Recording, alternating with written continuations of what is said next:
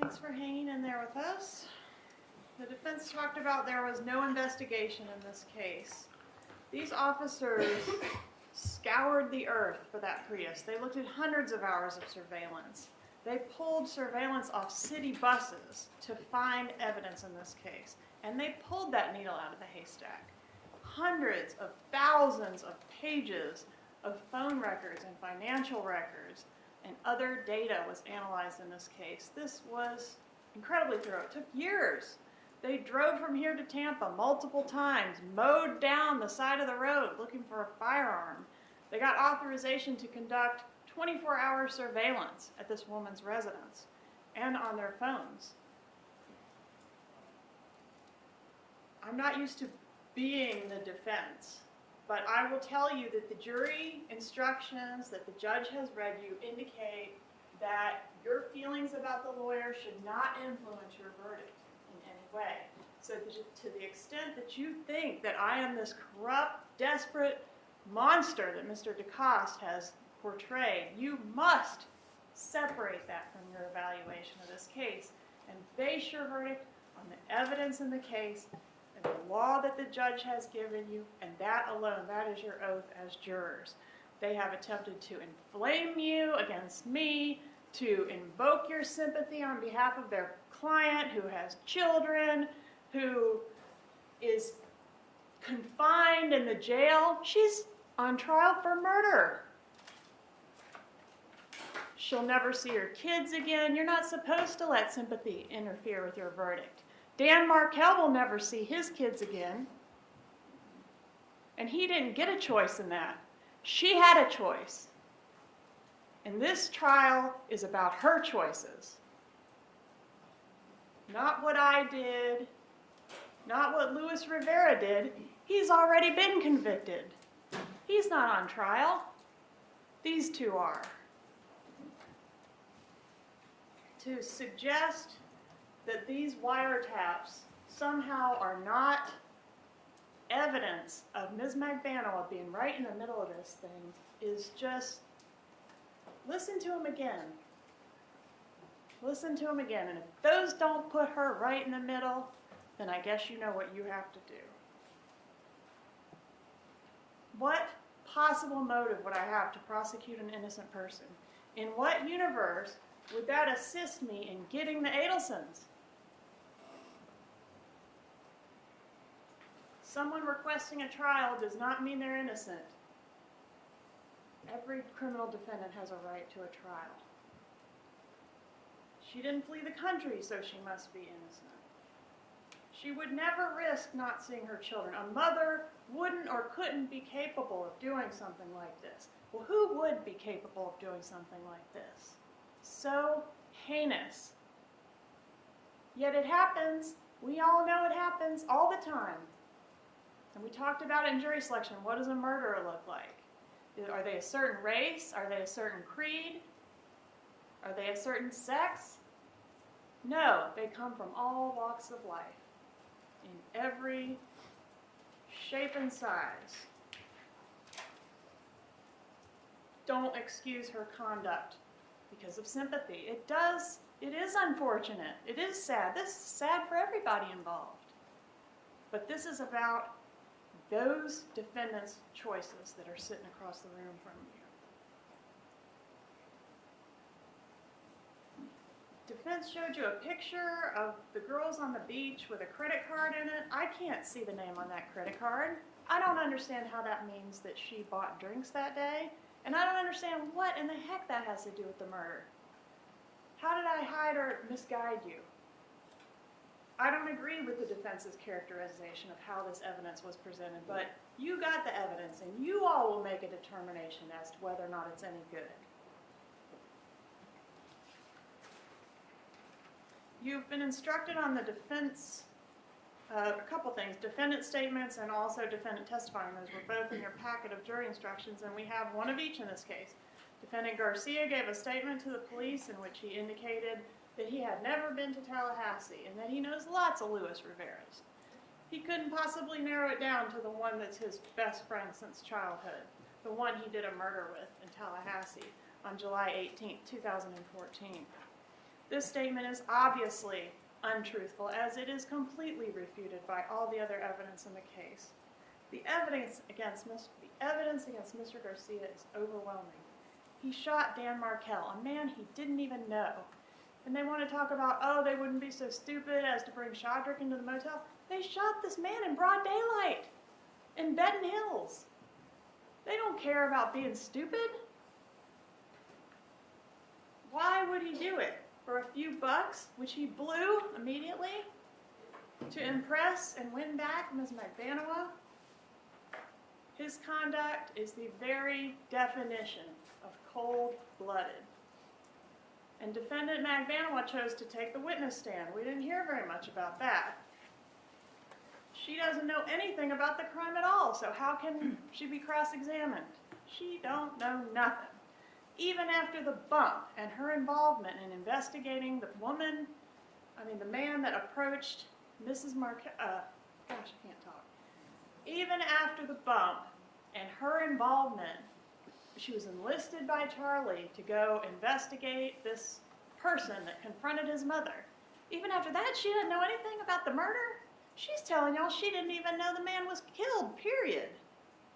Until Garcia got arrested. What did we learn through her testimony? We learned that Sigfredo Garcia and Luis Rivera both have reputations for violence. That fits. We learned that she lied to Charlie Adelson about sleeping with Sigfredo Garcia, and she lied to Sigfredo Garcia about the fact that she was sleeping with Charlie Adelson. She was playing them against each other. She lied to Charlie Adelson multiple times about whether she was calling that undercover number, about knowing who Tudo and Tato are. She lied to Yindra about Dan Markel being in a car accident. She lied about not knowing what a burner phone was and then later admitted to going to Walmart to get one. She lied to the IRS and filed fraudulent tax returns. She lied to DCF to scam the government for insurance while she saved up money to buy a breast augmentation. And she wants you to believe that she's telling the truth about having no knowledge about this homicide. Not being able to remember virtually anything about the question she is being asked unless her lawyer put the answer in the question.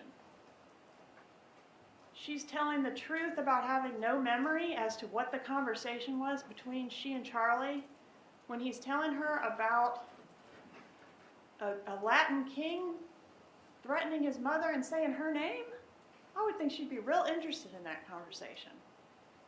But she has no memory of it. You have been told this whole trial that she was working remotely on a weekend basis for the Adelson Institute. They bent over backwards to tell us about how she was working. And she gets on the stand and says, I didn't work there. I didn't go on the weekends. I worked for Charlie as his personal assistant. Well, why is Donna stroking the checks if she's working for Charlie? She admitted that she got gifts from Charlie post-breakup, and I said, you know, we went through all the gifts, and some of them, they say were loans, and whatever. She got stuff from him, and she was not dating him anymore. Why? And I asked her, why are you so special? Well, I know why she's so special. Because she's got Charlie. She's got him, and he has to keep her happy. That's why she gets that stuff. That's why he called her to investigate the bump, because they're involved in this thing together. There was a $100,000 reward for information leading to an arrest on the unsolved murder of Dan Markel. Do you think this woman wouldn't have turned that number in a heartbeat and collected that reward if she didn't have anything to do with it? Believe it. She also admitted that she was speaking in code on the wire and has no good reason for that. Why was she speaking in code? There's only one reason to speak in code. I mean, I'm really not trying to be cute. There is not a reason to speak in code when you're giving somebody a phone number. And then I would offer you the following question and answer. Question, did you talk to Luis Rivera on the day of the money drop? Answer, yes. So that kind of implies there was a money drop. Luis Rivera didn't say, 8 minutes, I'm sorry, you guys. All right, Luis Rivera. There's this idea out there that I'll keep track of time, Ms. Norris. Oh, she's not right? Is it less than 8 minutes? No, you have 12. Okay, thank you. I'll only take 8. All right, so Luis Rivera, the idea is that he did not say Catherine Magbanaw's name in the initial meetings, and somehow he was told, you're not going to get a deal unless you say her name. This is just not true. Nobody has testified to that. The lawyer saying it does not make it true. We talked about his inconsistencies, and we talked about inconsistencies at jury selection. If Mr. Rivera is smart enough to memorize this whole case, I can't even keep it straight, and regurgitate it on command to you, then why doesn't he remember which trip he got the ticket on? You know, there are natural inconsistencies in his testimony.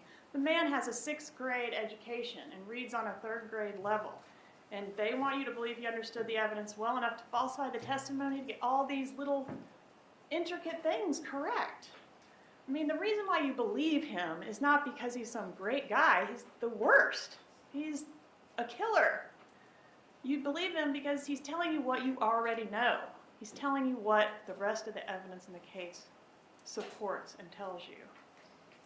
He's not studying the evidence and building his lies within that framework. They actually said he's a smart guy. The guy misspelled his own name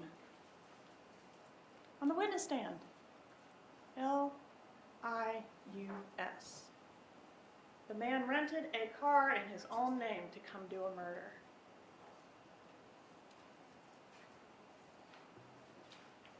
Can't compare him to Jeffrey Lacoste, who is a professor. If he was going to lie to cut a deal, and if I'm so desperate to get the Adelsons, as they claim, why didn't I just tell him, or have someone tell him, to say the Adelsons hired him? And if the Adelsons actually hired him, as Mr. Garcia wants you to believe, as Mr. DeCoste wants you to believe, then why didn't he just flip on the Adelsons? He's flipping on his best friend from childhood and his best friend's wife. Why would he do that? If he was actually hired by Charlie Adelson, he would tell us that. Think about whether the inconsistencies that have been cited by the defense are truly inconsistent. Use caution in distinguishing between nitpicking versus an inconsistency that's going to constitute a reasonable doubt. Is the statement truly inconsistent, or is it a routine situation where the witness is failing to recall every detail? Does the witness appear to be fabricating his testimony? These are questions only you can answer when trying to evaluate any inconsistencies that were present in the witness's testimony in this case. And I would submit that saying things like Wendy in one statement and the lady with the kids in another is not a close call. Those statements are not inconsistent. When he got the speeding ticket, whether the picture of Dan Markel is black and white or color, all things that we don't really care about. And I mean, you know, it's up to you. Why? If he was not hired by Garcia, would he be giving up Garcia? It doesn't make any sense. The defense says Garcia would never do this job for Charlie Adelson.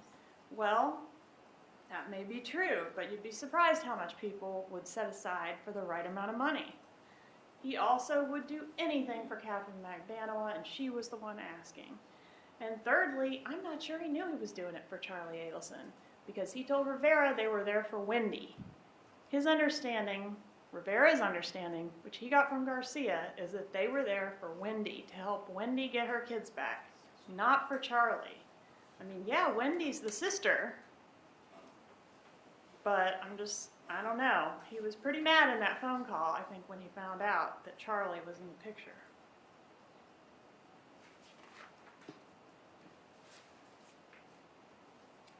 The Wendy sighting. Okay, so the evidence was that it is possible that they saw Wendy on the sidewalk based on the phone stuff. Yes, the kids went to daycare that day. Could she have gotten them out of daycare? It's possible.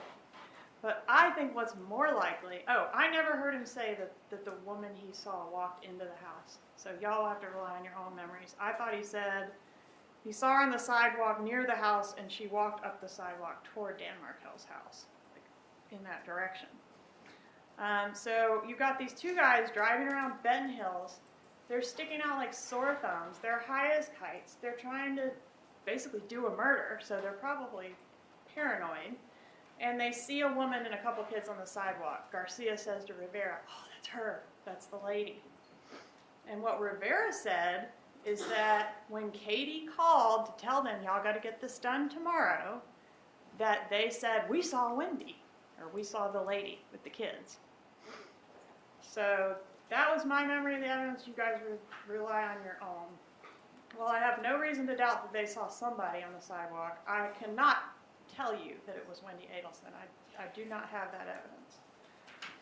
They have tried and tried to draw these links between, Rivera and some other Latin king coming up here, or Charlie dealing directly with Sigfredo Garcia in the absence of Ms. Magbanua, but there's just no evidence of it. And you have to base your verdict on evidence. I mean, that's in the jury instructions. I'm not making it up. They have gotten creative in trying to, do the deep sea fishing thing, and you guys can take that back there and read the whole thing and make your own mind up. All right, it's a race. All right, so I want to talk just for a moment at the very end here about the shape of this conspiracy. It's like a train. They can be, a cluster. They can be like spokes of a wheel. But in this case, there really kind of appears that each of these people are isolated from the other one. Donna's only connection to the conspiracy is Charlie. Charlie's connection is, goes down the line like that. You can't get from the engine to the caboose without going through the middle. And the middle is Catherine Magbanua. Why did she pay for Garcia's lawyer? Not because the lawyer did anything wrong. I'm not throwing shade at him.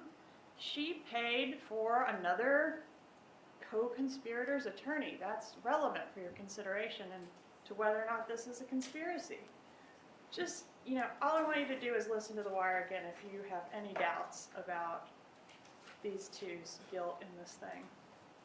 Just because Catherine Magbanua didn't come to Tallahassee or pull the trigger herself does not mean that she is not just as guilty as the ones who did. She hired Garcia, who in turn hired Rivera, and she's the conduit between Dan Markel and the man that put a bullet in his head. Without her, none of this happens. Without her, we're not sitting here today. I'm concerned that you'll get back there and say, well, she didn't pull the trigger, and we'll just do conspiracy and solicitation. Consider all of the offenses and the evidence and whether it's proven beyond a reasonable doubt. Do not let concerns about sentencing or ramifications, sympathies, other things like that bleed into your deliberations. Catherine Magbanua is just as guilty as Sigfredo Garcia in this phase of the trial where y'all are considering guilt for first-degree murder. The efforts to distract you from what this case is really about, including trying to make all these other links. Think about Rivera, but also, why do we believe Rivera? Because of the financial evidence, the wiretap, the phone activity, the iCloud messages, and the absence of any other reasonable explanation. Should all lead you to one conclusion. That image that I have, will you pull that out, please? This is the full picture. Not bits and pieces, the full picture. This is the clean window. Rivera was all in for this job. This was his best friend, whether it was a robbery or a murder or whatever. He would have been the shooter. It just didn't happen that way. Maybe not in front of the kids, but certainly he would have been the shooter. Rivera is not on trial, as I mentioned. He has been convicted of this crime. And yes, I do hope that every single person who has any culpability in the death of Dan Markel will be held accountable. Today, y'all are going to decide about these two. Does Rivera have a network of criminals he could call on? Yes, but there's no evidence that he did that in this case. Reasonable doubt is not a mere possible doubt, a speculative, imaginary, or forced doubt. There is no evidence that Charlie Adelson was buying drugs from Luis Rivera. The defense says it's not outside the realm of possibility. Well, of course not. Very few things are. But that's not what we deal in a court of law. This is reasonable doubt. It's not speculative. It's not possible. When you consider the big picture of this case, often the simplest explanation is the right one. You can have 15 different explanations for what happened to this man. 15 different explanations for the different pieces of evidence in this case. Oh, that spike of cash in July, well, I was working in the clubs and I had the best month of my life in the club and I can't remember anybody I was working with. You can explain away everything. And if it's one thing, then you can be very successful. Because, okay, I was working in the clubs. But when you start to look at everything else, what about the wire? What about everything else? You have to look at the whole totality of the evidence in this case. And when you do that, you are going to come back to what this case is really about. Dan Markel. Justice for Dan Markel. And there is only one verdict that speaks the truth in this case and that does justice in this case. And that is a verdict of guilty as charged for both defendants. Thank you so much.